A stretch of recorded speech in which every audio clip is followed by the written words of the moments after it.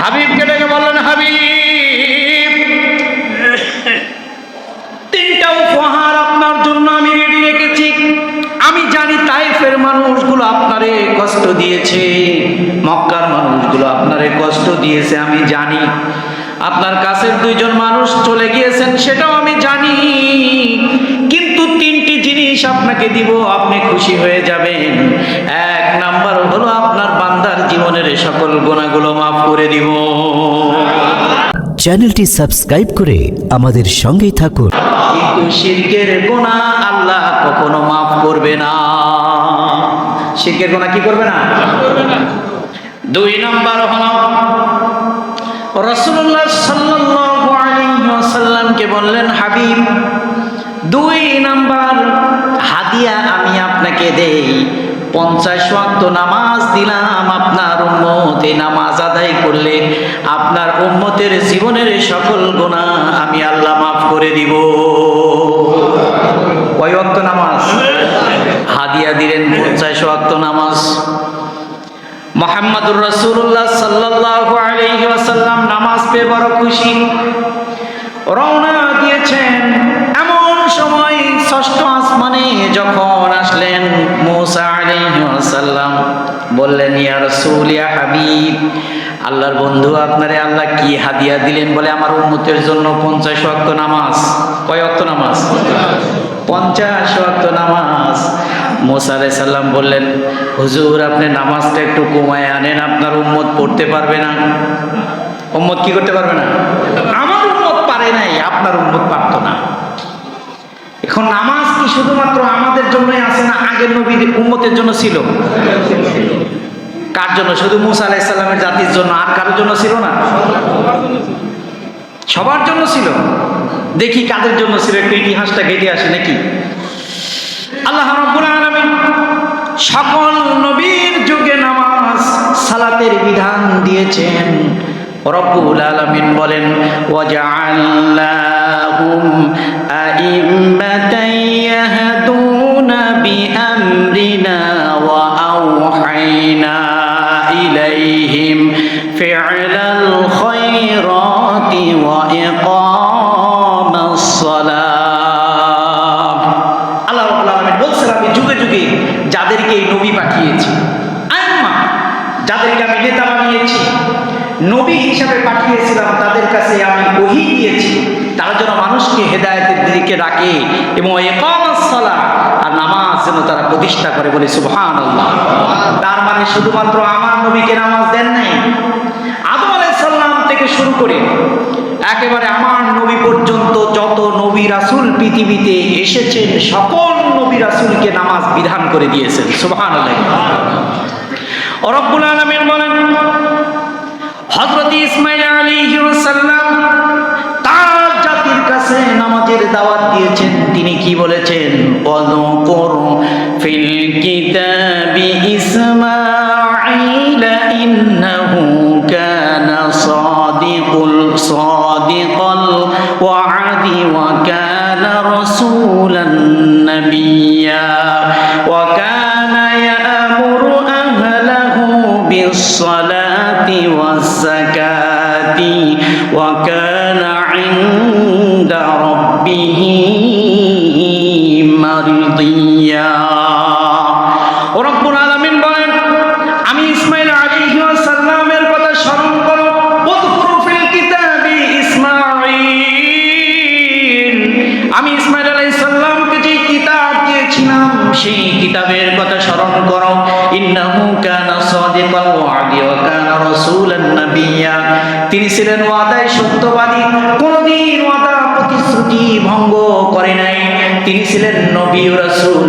ওয়া কানা ইয়া'মুরু আহলাহু বিস-সালাত, আর ইসমাঈল আলাইহিস সালামকে আমি আল্লাহ নির্দেশ দিয়েছিলাম, ইসমাঈল, তোমার জাতিকে, তোমার উম্মতের সকল বান্দাদেরকে তুমি নামাজের আদেশ করো। ইসমাঈল আলাইহিস সালামের জামানত রয়েছে যে ইসমাঈল আলাইহিস সালাম, তুমি তোমার যারা উম্মত আছে, তোমার বান্দা আছে, অনুসারী আছে, তাদেরকেও তুমি নামাজের কি করো? হুকুম দাও। তার মানে নামাজ কি শুধু আমাদের জামানায় আছে? সকল জামানায় ছিল তো। হযরত ইসমাঈল আলাইহিস সালামকে আল্লাহ স্মরণ করে দিয়ে বলেন ওয়াকানা ইনদা রাব্বিহি মারদিয়া। আর ইসমাঈল আলাইহিস সালাম এমন একজন নবী ছিলেন যিনি আল্লাহর সন্তুষ্টি লাভ করেছিলেন। সুবহানাল্লাহ। বড় পরীক্ষা দিয়েছিলেন, কথা ঠিক কিনা? পরীক্ষার কথা মনে আছে না? ফালাম্মা আসলামা ওয়া তাল্লাহু লিল জাবিন। আহারে কি পরীক্ষা! রব্বুল আলামিন জীবনটাই নিয়ে নেবেন জানেন, আল্লাহ আমার জীবন নিয়ে নেবেন।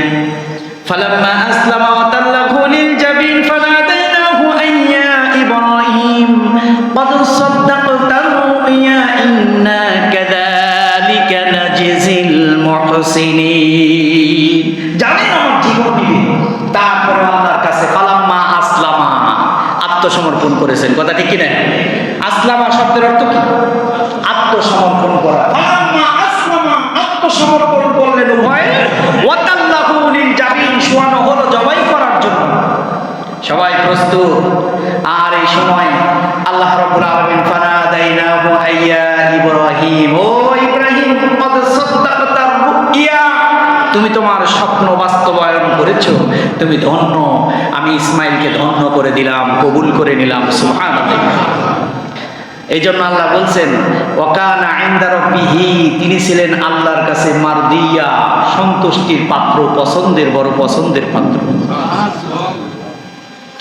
এরপরে রব্বুল আলামিন বলেন মুসা আলাইহিস সালামকে সালাতের নির্দেশ দেওয়া হলো। কাকে?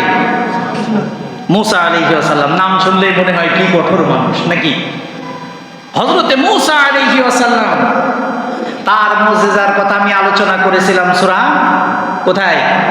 নামাল। কোথায় আলোচনা করেছিলাম? সূরা নামালে। হাতে সব সময় একটা কি থাকতো? লাঠি থাকতো। আল্লাহ রাব্বুল আলামিন মুসা আলাইহিস সালামকে হাস্যোজ্জ্বল জিজ্ঞাসা করছে, ও মুসা, তুমি এই লাঠি দিয়ে কি করো? বলে এই লাঠি দিয়ে আমি কাঁঠালের পাতা পাড়ি, আমার পশুকে খাওয়াই, আমি এই লাঠি দিয়ে ভর দেই, আমি চলাফেরা করি।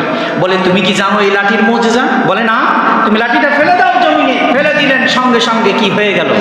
অজগর সাপ, জীবন্ত একটা সাপে পরিণত হলো। মুসা আলাইহিস সালাম একটা লাফ দিয়ে পিছু ফিরে দিলেন। ফালানি ওয়াক্কিব, আর পিছনের দিকে তাকাই না ভয়ে। একটা দৌড় দিছে, একটা লাফ দিয়ে উঠছে, লাফ দিয়ে পিছন ফিরছে। ওয়ালামি ওয়াক্কিব, আর পিছন দিকে ঘুরে তাকাই নাই। আল্লাহ বলে এই থামো। কোন নবী কখনো আল্লাহর কাছে ভয় পায় না। সুবহানাল্লাহ। কোন নবী কখনো আল্লাহর দরবারে কি পায় না? ভয় পায় না। এই মুসা আলাইহিস সালামকে বলছেন, রব্বুল আলামিন বলেন ওয়া আনা আখতারতুকা ফাসতামি' লিমা ইউহা ইন্নানি আনাল্লাহ লা ইলাহা ইল্লা আনা ফা'বুদনি ওয়া আকিমিস সালাতা লিযিকরি। রব্বুল আলামিন মুসাকে বলছেন ওয়া আনা আখতারতুকা, মুসা, আমি তোমারে নির্বাচন করেছি। নির্বাচন করেছেন কে? আমি তোমাকে নির্বাচন করেছি। তোমাকে আমি ওহী দিব, তোমার উপর আমি ওহী অবতীর্ণ করব, নাজিল করব। তোমারে আমি নির্বাচন করেছি নবী হিসাবে। আর তুমি শোনো, ফাসতামি', অতঃপর তুমি শোনো, লিমা ইউহা, আমি তোমার উপরে যেটা ওহী করি এটা তুমি একটু শ্রবণ করো, শোনো। ইন্নানি আনাল্লাহ, আমি বলছি নিশ্চয় আমি আল্লাহ, লা ইলাহা ইল্লা, আমি ছাড়া কোনো ইলাহ নাই। সুবহানাল্লাহ বলেন। আল্লাহ ছাড়া কি নাই? কোনো ইলাহ। ইন্নানি আনাল্লাহ, আল্লাহ বলছেন আমি আল্লাহ, লা ইলাহা ইল্লা, আমি ছাড়া কোনো ইলাহ নাই। সুতরাং আল্লাহ ছাড়া কোনো ইলাহ। ইলাহ কাকে বলে? ইলাহ হলো এমন একজন সত্তা, যে সত্তা মানব জীবনের জাগতিক যা কিছু আছে সব কিছু যিনি নিয়ন্ত্রণ করেন, পরিচালনা করেন, তার নাম হলো ইলাহ। তার নাম কি? তার কোনো শরীক নাই। এই পৃথিবী নিয়ন্ত্রণ করতে গিয়ে আল্লাহর আর কোন অংশীদার আছে? এই সূর্য, বিশাল সূর্যকে উদয় করতে গিয়ে আল্লাহর আর কোন অংশীদার আছে? এই চন্দ্রটা উদিত করতে গিয়ে আর কোন অংশীদার আছে? বিশাল আসমান বেগয়রে আমাদি, খুঁটি ছাড়া যিনি সুন্দর করে উঁচু করে সন্নিতে ভাসমান রেখেছেন, এটাকে নিয়ন্ত্রণ করার জন্য আর কোন প্রভু আছে? আর এই আসমান থেকে আল্লাহ রাব্বুল আলামিন জমিনের সাগর থেকে কুয়াশা ধ্বনিত পানির কণাগুলো তুলে নিয়ে সেটাকে মেঘের পুঞ্জিমালা তৈরি করে যেখানে জমিন শুষ্ক আছে সেখানে নির্বাপন করার এটার আর কোনো আল্লাহর অংশীদার আছে? একমাত্র নিয়ন্ত্রণ করে কে? আর জোরে বলেন, একমাত্র নিয়ন্ত্রণ করেন কে?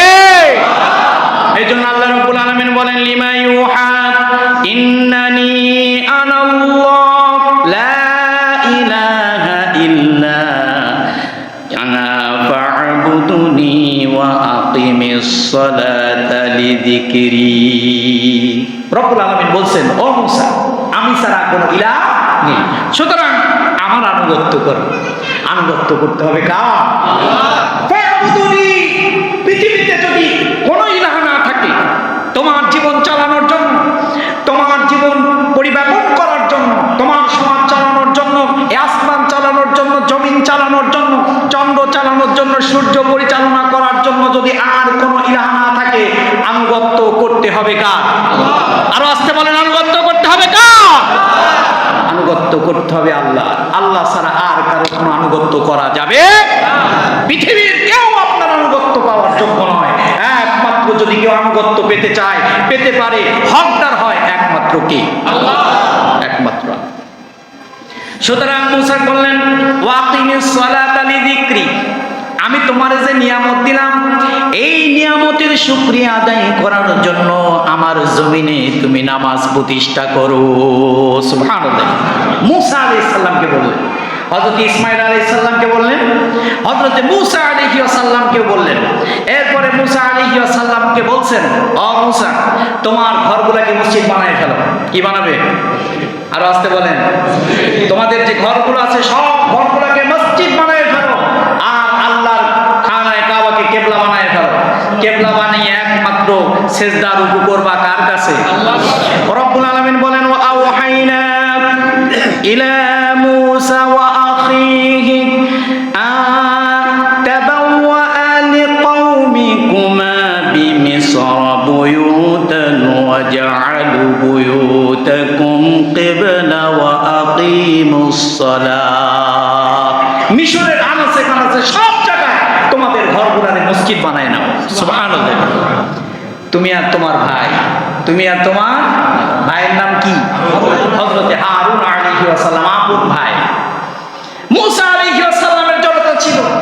আল্লাহর কাছে বলেন, আল্লাহ, আমার ভাই খুব প্রাঞ্জল ভাষী, সুস্পষ্ট ভাষায় কথা বলে, অত্যন্ত সুন্দর কথা বলতে পারেন, উপস্থাপন করতে পারেন।